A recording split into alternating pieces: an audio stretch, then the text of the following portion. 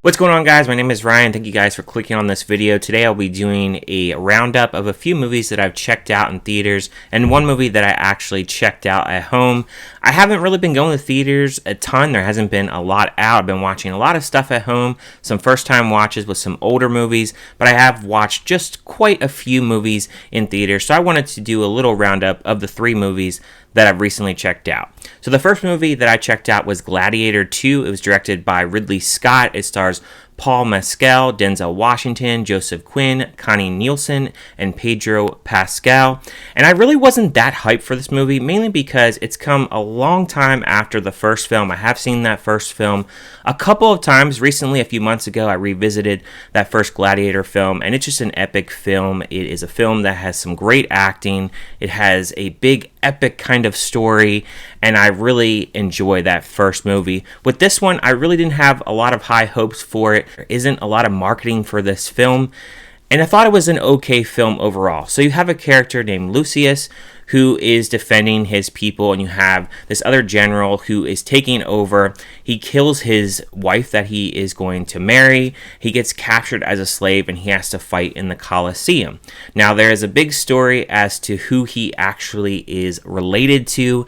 And I will say with this movie, it looks very good visually. There's a lot of cool fight scenes. There's a lot of different animals that are involved. There's some sharks, which was completely over the top, where they have a bunch of water filled with sharks, and they're on a boat, which was a completely over the top kind of scene. There's a rhino scene, which was probably my favorite part of the whole movie, and just a very fierce animal, charging at you. That was a really cool scene.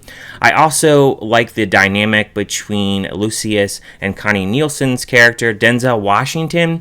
I was kind of mixed on him and his acting performance. I didn't think it was necessarily bad, but it wasn't the best performance in my eyes as far as what he could actually do. There's these 2 other emperors too that are taking over, obviously, with Rome here. And to me, they were really dorky. I just didn't really buy into their characters all that much. I think that kind of took a little bit away from the movie itself.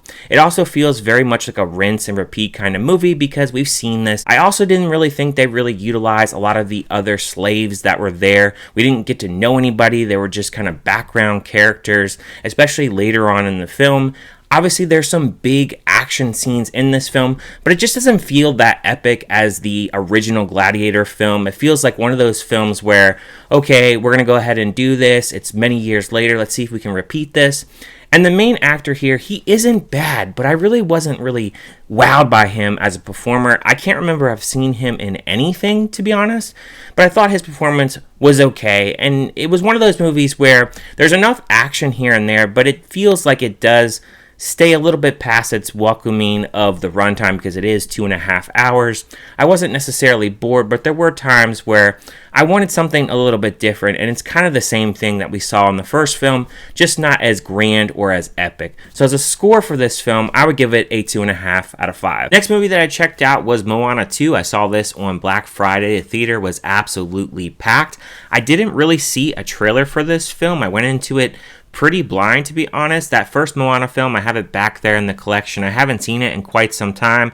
I remember a couple of the musical beats in that first film. I remember the rooster was a big comedy gag in that first film, and he is back on in this film. Now, the directors here, there's 2 directors. One is Jason Han, which he has done the story for Encanto, but never has directed a movie. And then you have David Derrick, who also hasn't directed a movie as well. So you have 2 brand new directors here. The person that's behind the music here is not back whatsoever, and that really makes the film really suffer because the music is not memorable in the slightest. I don't remember any of the songs after watching this film just over a little bit of a week ago. The animation, though, is still gorgeous. I think this might be the best animation that Disney could possibly have during this time. Just the water, it feels really alive. A lot of the characters feel really alive, and they just do a really good job with just bringing this film to life. It's very vibrant and colorful, and I think the kids will really enjoy that aspect of the film. You have Moana here who is traveling to these other islands, and she's trying to discover different people and such. She finds this artifact. She gets really excited. She brings it back to the island, and then they get this story in which there is this god who apparently wants to separate the people of her village and they're going to go extinct if they don't find this mysterious island that this god actually sank. So she goes on to a mission to go find this island. She has a few new characters here. You have the rooster and you have the pig back here. You have a farmer that is here, and he's a new character where he's kind of cranky, but he's kind of funny, and I actually enjoyed him. You also have some characters they encounter, these coconut pirates, who are pretty funny. They shoot these little darts. I actually did enjoy their characters, and just little comedy bits and such like that I actually did enjoy about the film. But the story was really lackluster to me. I really felt like there wasn't really a bunch of plot here. I did find out after watching this film and watching some others' reviews that this was supposed to be a series, and it definitely shows, because I was kind of bored watching this movie. I felt like the crew that Moana had, she didn't really need, because she's already on her own anyway, going to these other islands. She doesn't really need a crew, but I understand why they do that, to have some dialogue, have some other characters, make it kind of interesting, throw some comedy bits in there. I get all that, but we all know deep down that she doesn't really need those crew members. Maui with Dwayne Johnson, you know what he's going to do in this film. He is the same character he's always been since the first film. He's a little bit absent in this film, just a tad bit, but he's still in there quite a bit. There also is this enforcer that's supposed to be part of the god that is keeping these people from uniting and being as one, and it's just kind of a random character that appears and then just kind of goes away. And there is characters in here where that just kind of happens, where you'll have a character, they're introduced, and then they just kind of go off screen, you never see them again. I don't know, it just wasn't really organized all that well. It definitely felt like one of those type of films where it goes straight to DVD. You know, a lot of those Disney movies that were made back in the day where they made like Cinderella 2, 3, Fox and the Hound 2. This feels like one of those kind of films, and it's a shame because it is made really well. There's some great voice acting. The characters, I mean, you can get behind some of these characters, and especially if you really like that first film. But I don't know. I just was really bored during this film. It didn't really hit for me. As far as a score for me, I would only give it a 2 out of 5. It wasn't a good film. The third and final film that I checked out, I actually watched this film at home, but I watched a horror drama film called The Shade. This was directed by Tyler Chipman, which this is his directorial debut. I believe this is based on another short of the same name that he transferred into a full-length film. Now, first off, this is a longer movie. It is 2 hours and 7 minutes, and it is a slow burn film. Now, it's about a character named Ryan who has an anxiety disorder after his father's death. He has 2 other brothers, and they're facing this ancient darkness of like kind of a supernatural type of thing that's going after them. And I will say this, it really focuses a lot on depression, anxiety, kind of like the feeling of this cold darkness that is really inside your head. And Ryan here, with him being a younger character, he's really going through the ringer. He's having a hard time really just relating to his friends, his girlfriend. He's just having a lot of hard time of really just focusing on in life. He has his older brother that comes home from college. It doesn't seem like he really knows him all that well. And there is just kind of a weird kind of presence that's going on in their house. He also has a younger brother as well. And it's really just focusing on this family dynamic. It seems like the mother may be kind of lost in between of the boy's feelings. And it's definitely a slow burn film to the finish.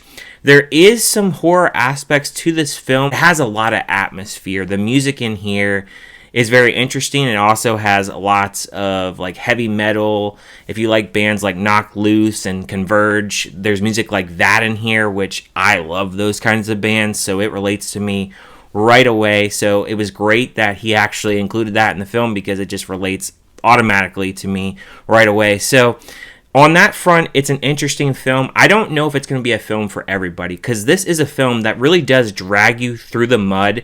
And it has a long setup period, and it really kind of goes into that psychological type of thing where it's really getting into someone's head. But at the same time, there are certain things that are happening in this film. You're like, is that really going on? Like, what is this character actually thinking? Its camera work is very interesting, just different ways that they chose to do different shots and just way that they had like lingering shots at certain points in the film. it was really engaging, despite the fact that it was a slower burn film and there were some scenes where I think maybe there's some repetitiveness in some of the things that are really going on.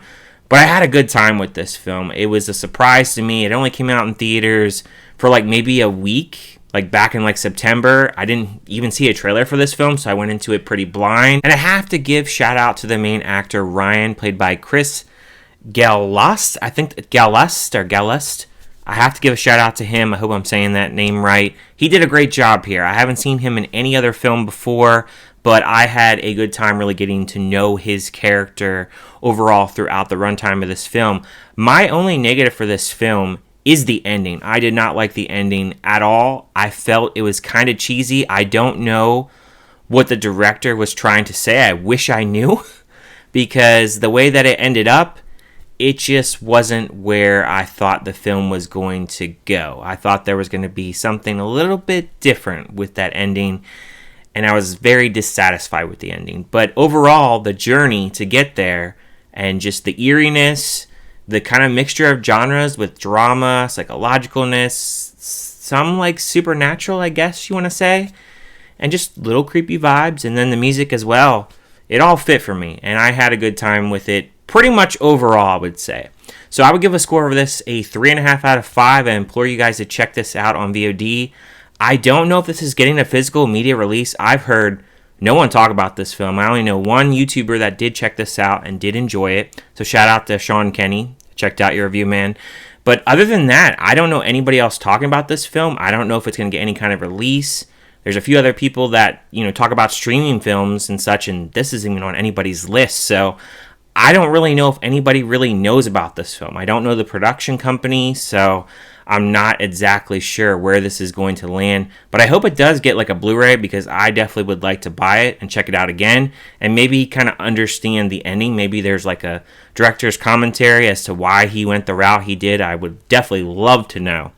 But overall, this is a movie I would say check out. So those are all the movies that I've checked out recently. Let me know down in the comments what you guys think about any of these three films. Probably you guys have seen at least the first two. I doubt most of you have even heard of the third film, but I would love to know if you would like to check out that third film if you feel like it's an interesting premise to you. But anyway, thank you guys for watching as always, and I will see you guys next time.